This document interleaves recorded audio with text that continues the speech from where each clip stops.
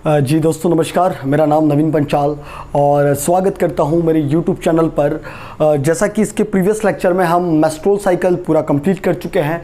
अब हम डिस्कस करेंगे एबनॉर्मलिटीज़ ऑफ मेंस्ट्रुएशन, क्या क्या एबनॉर्मलिटी होती है एक मेंस्ट्रुएशन में। लेकिन एबनॉर्मलिटी को समझने से पहले हमको 3 पैरामीटर समझने पड़ेंगे जो कि नॉर्मल मेंस्ट्रुएशन के होते हैं। जो पहला पैरामीटर है वो है अपना मेंस्ट्रुअल साइकिल ड्यूरेशन। एक नॉर्मल मेंस्ट्रुअल साइकिल में कितना ड्यूरेशन रहना चाहिए? 21 से लेके 35 दिन तक, और एवरेज देखें तो कितना 28 दिन। ठीक है। सेकंड पैरामीटर देखते हैं ड्यूरेशन ऑफ ब्लड फ्लो। एक मेंसेस में कितना ब्लड फ्लो, कितने दिन तक ब्लड फ्लो होना चाहिए, तो कितना होना चाहिए? 2 से लेके मिनिमम 2 डे और मैक्सिमम 6 दिन। एवरेज दिन देखा जाए तो 4.7 डेज, इसको हम 4 दिन भी लेते हैं। तीसरा पैरामीटर मैं चलता हूं average blood loss in amount में। अगर देखा जाए, मैं लिख देता हूं यहां पे इन अमाउंट, तो 20 से लेके 60 ml, हाँ या ना। और एवरेज देखा जाए तो 35 ml। अगर आप इन 3 पैरामीटर को समझ गए तो आप एबनॉर्मलिटीज ऑफ मेंस्ट्रुअल को समझ पाएंगे, क्योंकि जितनी भी एबनॉर्मलिटीज होती है, जितना भी वेरिएशन होता है, इन 3 पैरामीटर्स के अंदर ही होता है और डिफरेंट काइंड ऑफ फिर टर्मिनोलॉजी बनती है। तो आओ शुरुआत करते हैं पहली मेंस्ट्रुअल की abnormalities, that is your polymenorrhoea. Polymenorrhoea होता क्या है? ये होता है रेगुलर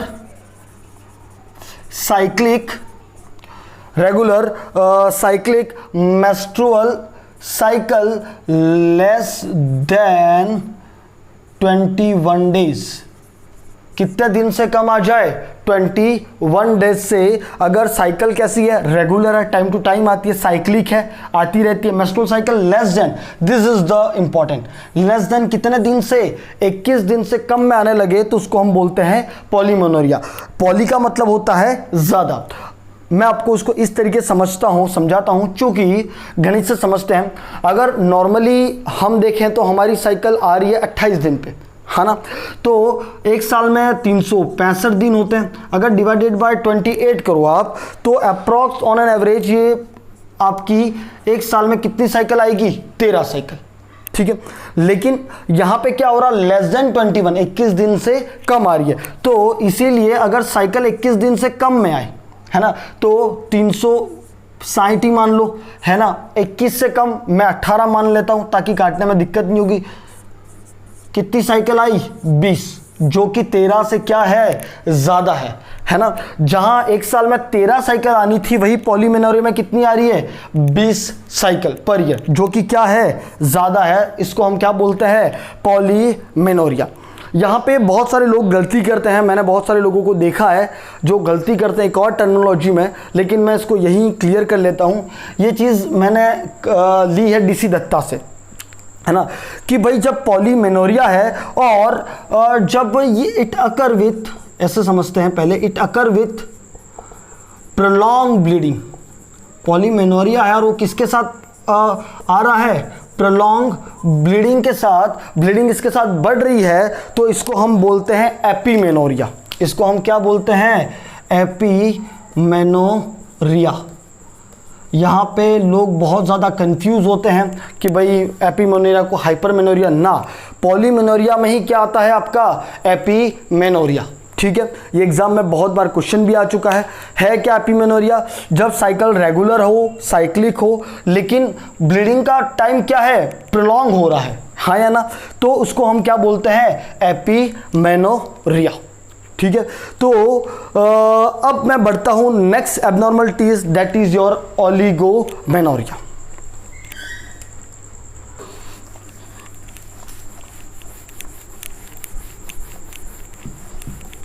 तो चलिए अब डिस्कस करते हैं ओलिगोमेनोरिया। ओलिगोमेनोरिया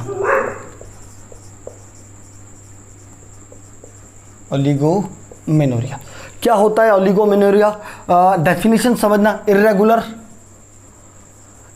मतलब कभी भी टाइम पे नहीं है, रेगुलर नहीं है। इर्रेगुलर, इनफ्रीक्वेंट है।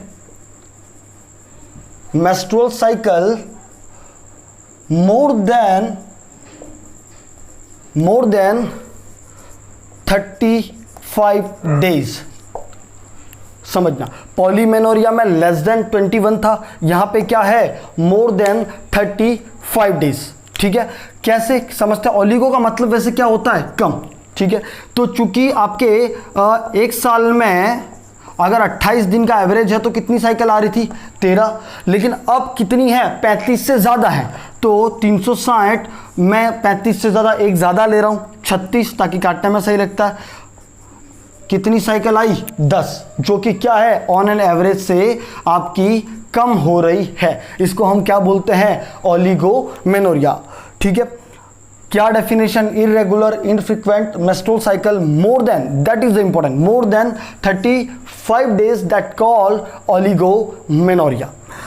इसका एक मोस्ट कॉमन कॉज है जो बहुत बार एग्जाम में पूछा गया। इसका मोस्ट कॉमन कॉज है, या तो ये एज रिलेटेड हो सकता है, लेकिन मोस्ट कॉमन कॉज है इसका है PCOD, that is a polycystic ovarian disease. ये इसका मोस्ट कॉमन कॉज है किसका?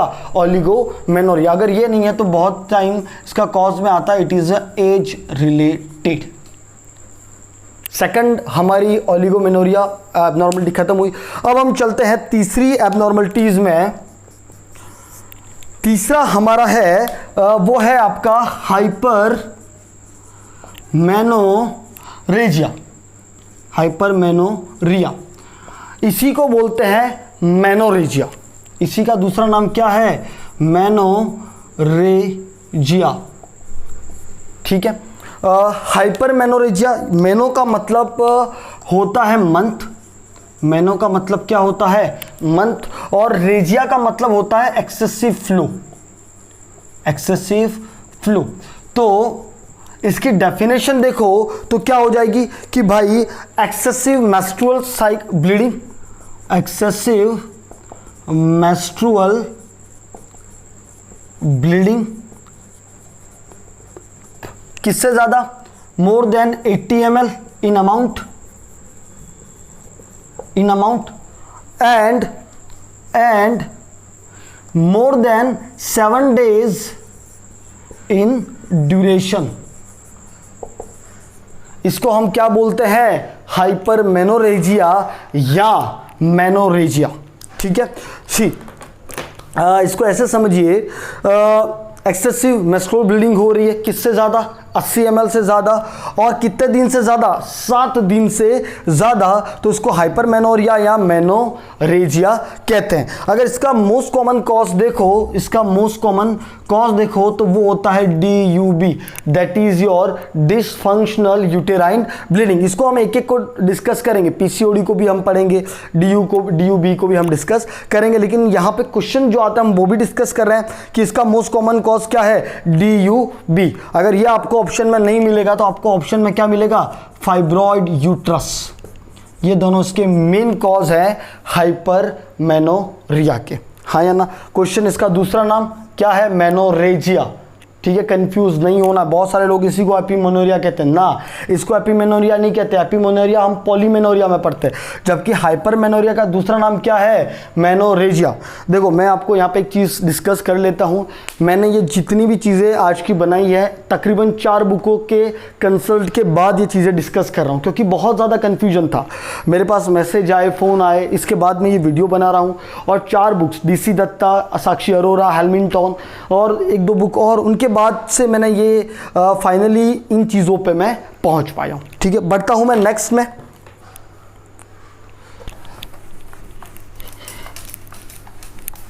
चलिए मैं इसको रब नहीं करता हूं ताकि आपको समझ में आए, दोनों पे आप कंपैरिजन कर पाए। चौथा हमारा है that is the hypomenorrhea. Hypomenorrhea, hypo का मतलब क्या होता है? कम होता है। तो इसकी डेफिनेशन समझते हैं। Regular menstrual cycle, regular menstrual cycle less than 2 days, less than 2 days in duration, और less than 20 ml in amount, that is your hypomenorrhoea. आप इन दोनों में कर पाएंगे। पॉली और ओलिगो में आपको डिफरेंशिएट करना है, हाइपर और हाइपो में करना है। हाइपर में क्या हो रहा है, 80 ml से ज़्यादा और 7 दिन से ज़्यादा, जबकि हाइपो में क्या हो रहा है, रेगुलर मेंस्ट्रुअल साइकिल है 2 दिन से कम और ब्लीडिंग का जो अमाउंट है वो किससे कम है, 20 ml से कम। तो इसको हम क्या बोलते हैं, हाइपोमेनोरिया। ये इन दोनों का डिस्क्रिमिनेशन है। अब आओ चर्चा करें मेट्रोरेजिया।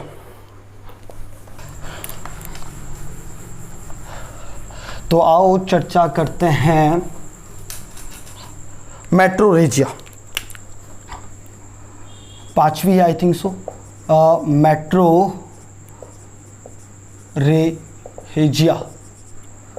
मेट्रोरेजिया क्या होता है समझना, irregular acyclic menstrual cycle. Irregular है, असाइक्लिक है, मेंस्ट्रुअल साइकिल जब आती है तो उसको हम क्या बोलते हैं, मेट्रोरेजिया। देखो यहाँ पे जो फीमेल आपके पास आएगी वो क्या स्टेटमेंट लेके आएगी कि भाई कभी तो टाइम पे आ जाती है, कभी टाइम पे नहीं आती है, कभी बीच में ही, मतलब साइकिल के बीच में ब्लीडिंग आ जाती है, जिसको हम बोलते हैं इंटरमेंस्ट्रुअल ब्लीडिंग। इंटरमेंस्ट्रुअल ब्लीडिंग मतलब साइकिल अभी आने नहीं वाली है लेकिन फिर भी ब्लीडिंग स्टार्ट हो गई। तो इन सभी सिचुएशन को हम क्या बोलते हैं, metrorrhagia. Irregular acyclic menstrual cycle, that's called the metrorrhagia. आओ इसी से एक और टर्मिनोलॉजी बनती है जिसको बोलते हैं मेनोमेट्रोरेजिया।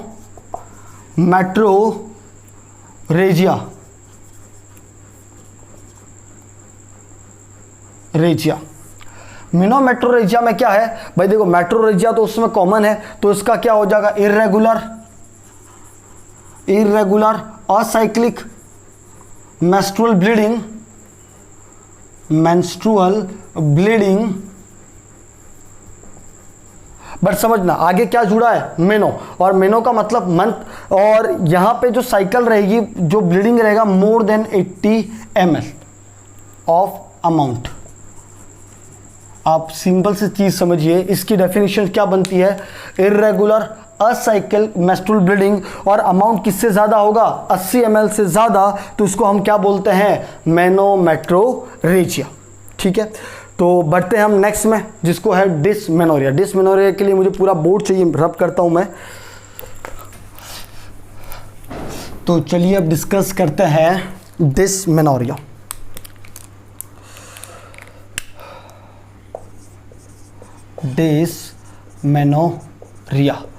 डिसमेनोरिया क्या होता है, डिस का मतलब होता है पेन, है ना। तो इसकी डेफिनेशंस क्या बन गई, painful menstrual bleeding, painful menstrual cycle या पेनफुल मेंस्ट्रुअल ब्लीडिंग। इसको हम क्या बोलते हैं, डिसमेनोरिया। आओ थोड़ा सा इसके बारे में डीप चर्चा करते हैं, क्योंकि इसके बारे में एग्जाम में क्वेश्चन पूछने लग गए हैं। तो ये 2 टाइप का होता है, पहला होता है प्राइमरी और दूसरा होता है आपका सेकेंडरी।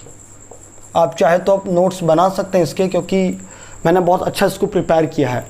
प्राइमरी को बोलते हैं स्पाज्मोडिक डिसमेनोरिया, स्पाज्मोडिक डिसमेनोरिया, जबकि सेकेंडरी को बोलते हैं कंजेस्टिव या एक्वायर्ड, कंजेस्टिव या एक्वायर्ड डिसमेनोरिया।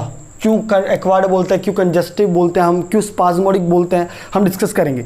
प्राइमरी, लेकिन पहले प्राइमरी बोलते हैं किसको वो समझते हैं। क्या होता है, जो पेन आपको, पेन जो होता है वो यूजुअली बिफोर मेनार्की होता है, बिफोर मेनार्की होता है। फर्स्ट मेंस्ट्रुअल साइकिल आने से पहले कुछ पेन होता है, जिसको हम क्या बोलते हैं, प्राइमरी डिसमेनोरिया। जबकि ये सेकेंडरी क्या है, पेनफुल मेंसेस आफ्टर मेनार्की। अब फीमेल ने फर्स्ट मेंस्ट्रुअल साइकिल को अटेन कर दिया है और उसके बाद अगर उसको पेन हो रहा है तो वो किस में आएगा, सेकेंडरी डिसमेनोरिया में। अब इसके आगे और बढ़ते हैं। ये कभी भी not associated with pelvic disease, not associated with pelvic disease, ये कभी भी पेल्विक डिजीज के साथ एसोसिएटेड नहीं रहता। या आप यूँ समझ सकते हैं कि कभी कोई इसमें पैथोलॉजी इन्वॉल्व नहीं रहती, ठीक है, जबकि इसमें इट्स ऑलवेज एसोसिएटेड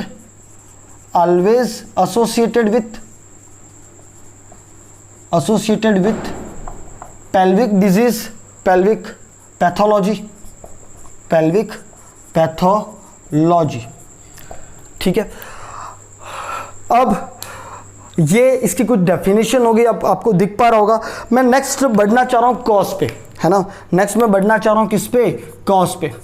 इसका क्या कॉज है, इसका जो मेन कॉज है, वैसे तो इसका साइकोसोमेटिक एक कॉज होता है, साइकोसोमेटिक एक कॉज होता है, मतलब जब फीमेल को कोई एंजाइटी हो, फीमेल को नहीं, मतलब जो अभी जो मेंसेस अटेंड करने वाली है गर्ल, एंजाइटी हो, कोई टेंशन हो, और उसकी वजह से अगर टेंशन हो, उसकी वजह से अगर उसको पेन हो रहा है, तो हम उसको किस में लेते हैं, प्राइमरी डिस्मेनोरिया में। लेकिन जो इसमें सबसे मेन जो होता है वो किसका रोल होता है, मैं यहाँ पे लिख रहा हूँ, इसका जो मेन रोल होता है वो रोल होता है role of prostaglandin, role of prostaglandin. क्या रोल होता है समझते हैं कि भाई इन ओवेरियन साइकिल, जब ओवेरियन साइकिल चल रही होती है तो इन सेक्रेटरी फेज में आपको याद होगा रिलीज ऑफ प्रोजेस्टेरोन होता है, रिलीज ऑफ, देखो यही समझने की ज़रूरत है, हर एक चीज़ इतनी इंटरलिंक है। अगर आप मेस्ट्रुअल साइकिल नहीं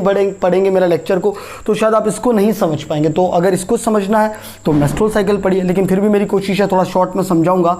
release of progesterone, release of progesterone, ठीक है। अब ये प्रोजेस्टेरोन क्या करता है, मायोमेट्रियम में जाके रिलीज करवाता है, रिलीज एंड सिंथेसिस कराता है प्रोस्टाग्लैंडिन F2 का, F2 alpha, prostaglandin F2 alpha का। ये प्रोस्टाग्लैंडिन क्या करता है, मायोमेट्रियम में कंट्रैक्शंस करवाता है, मायोमेट्रियम में क्या कराता है, कंट्रैक्शन, और उस कंट्रैक्शन की वजह से मायोमेट्रियम कंट्रैक्ट हुई, मायोमेट्रियम के कंट्रैक्शन की वजह से वहाँ पे ब्लड फ्लो कम जाएगा, मायोमेट्रियम को ब्लड फ्लो क्या होगा, कम होगा।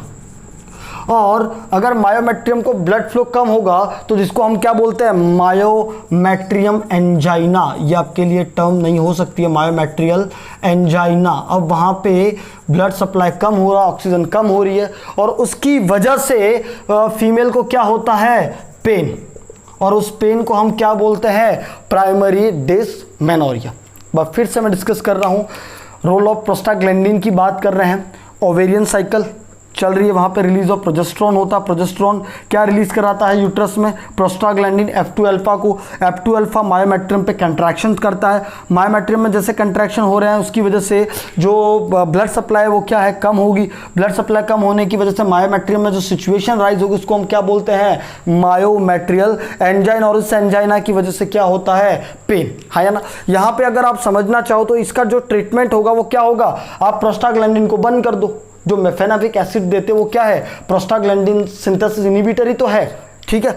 अब मैं चलता हूँ यहाँ पे सेकेंडरी डिस्मेनोरिया के कॉज में क्या क्या है। सेकेंडरी डिस्मेनोरिया के आपके कॉज में है सबसे पहले सर्वाइकल स्टेनोसिस, सर्वाइकल स्टेनोसिस है ना। इसके बाद एंडोमेट्रियोसिस, एंडोमेट्रियोसिस, एंडोमेट्रियोसिस क्या होता है कि भाई जब फंक्शनल यूटेराइन ग्लैंड जो होती है, एंडोमेट्रियम ग्लैंड जो होती है, वो यूटेराइन कैविटी को छोड़ के कहीं और लगने लग जाए, कहीं और इम्प्लांट हो जाए, इसको हम क्या बोलते हैं, एंडोमेट्रियोसिस। और एक तीसरा कॉज होता है IUCD, जब फीमेल को कोई इंट्रा यूटेराइन डिवाइस लगा रखी है ना, तो उससे भी जो ब्लीडिंग होती है उसके साथ पेन होता है, वो किस में कन्वे करते हैं अपन, सेकेंडरी डिस्मेनोरिया में, है ना। एक्वायर्ड क्यों, क्योंकि ये आफ्टर द मेंसेस हो रहा है ना। आओ चर्चा करें नेक्स्ट इन दोनों के क्लिनिकल फीचर्स को। अगर आपको इतना समझ में आ गया है तो हम डिस्कस करते हैं क्लिनिकल फीचर्स में। दोस्तों अगर आपको यहाँ पे लास्ट में नहीं दिख रहा होगा तो वो पेन लिखा है ना, लास्ट का जो लिखा है वो पेन लिखा है। आओ चर्चा करें अब दोनों के क्लिनिकल फीचर्स में। क्लिनिकल फीचर, इसमें जो पेन होता है वो होता है स्पाज्मोडिक पेन। पेन जो होता है वो उसका कैसा रहेगा, स्पाज्मोडिक पेन, इसी वजह से इसको स्पाज्मोडिक डिस्मेनोरिया भी कहते हैं। पेन का एक क्लासिकल फीचर्स होता है, पेन रेडिएट करता है। पेन क्या करता है, रेडिएट करता कहाँ पे, बैक की तरफ और मिडल थाई की तरफ, बैक की तरफ और मिडल थाई की तरफ ये क्या करता है, रेडिएट करता है। अगर मैं इसके सिस्टमिक डिस्कम्फर्ट में जाऊं, सिस्टमिक डिस्कम्फर्ट में देखूं तो क्या क्या होता है फीमेल को, सिस्टमिक डिस्कम्फर्ट में देखूं तो नोजिया, वॉमिटिंग हो सकता है, हेडेक हो सकता है, but it not the too much important for your competitive exam. ठीक है, ये कुछ क्लिनिकल फीचर्स इसमें मिलते हैं। इसके देखते हैं क्लिनिकल फीचर्स क्या मिलते हैं। पहला, जो पेन यहाँ पे स्पॉज्मोडिक था, ज़्यादा था, यहाँ पे ये पेन कैसा रहेगा, डल रहेगा, पेन इतना ज़्यादा नहीं होता है। ठीक है, जबकि अच्छा यहाँ पे पेन रेडिएट नहीं होगा, पेन रेडिएट क्या होगा, नहीं होगा, जबकि यहाँ पे पेन क्या कर रहा था, रेडिएट कर रहा था। और जो पेन होता है वो मेंस्ट्रुअल साइकिल के आने से बिफोर 3 से 5 दिन तक में आता है, और जैसे ही ब्लीडिंग हुई, जैसे ही मेंस्ट्रुअल साइकिल ब्लीडिंग हुई तो पेन क्या हो जाता है, रिलीव हो जाता है। ब्लीडिंग होते ही पेन क्या हो जाता है, रिलीव हो जाता है। ये उसके कुछ फीचर्स हैं, क्या क्लिनिकल फीचर, जो मेन आपको ध्यान रखना, पेन के बारे में, रेडिएट कर रहा है या नहीं कर रहा है। ठीक है, आओ चर्चा करते हैं इसके मैनेजमेंट में चर्चा करते हैं। जो प्राइमरी डिस्मेनोरिया है उसका मैनेजमेंट क्या है। जैसा मैंने बताया, प्रोस्टाग्लैंडिन सिंथेसिस इनहिबिटर देते हैं हम, और इनहिबिटर में हम क्या देते हैं, फिनामेट ग्रुप, हम क्या देते हैं, फिनामेट ग्रुप की मेफेनेमिक एसिड,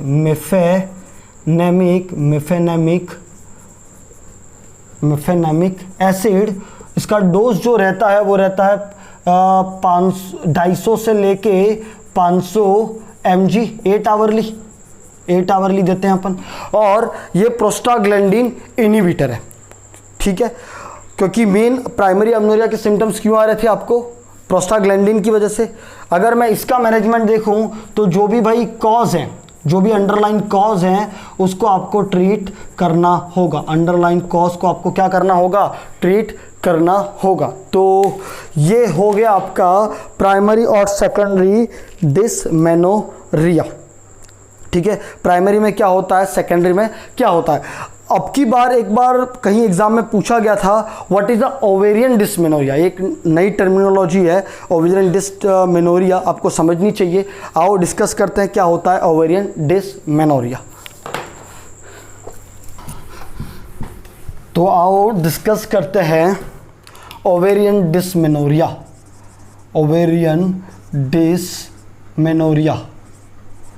देखो यार, मेरी स्पेलिंग गलत हो सकती है लेकिन कंटेंट बहुत सही है। ओवेरियन डिस्मेनोरिया क्या होता है कि भाई आप ये समझिए, आपकी जो राइट ओवेरियन वेन होती है, जो राइट ओवेरियन वेन होती है वो क्रॉस करती है यूरेटर को, crosses ureter at right angle. जो राइट साइड में जो राइट यूरेटर होता है उसको राइट एंगल पे कौन क्रॉस करता है, आपका राइट ओवेरियन वेन। होता क्या है, ये नॉर्मल एनाटॉमी है। होता क्या है, जब मेंस्ट्रुअल साइकिल आ रही है, जब मेंस्ट्रुअल ब्लीडिंग होती है तो पेल्विक कंजेशन होता है। क्या होता है, पेल्विक कंजेशन होता है। पेल्विक कंजेशन होने की वजह से प्रेशर पड़ता है, उस कंजेशन की वजह से प्रेशर किस पे पड़ता है, आपका प्रेशर पड़ता है यूरेटर पे, और उस यूरेटर की प्रेशर पड़ने की वजह से फीमेल को पेन होता है, जिसको हम क्या बोलते हैं, ओवेरियन डिस्मेनोरिया।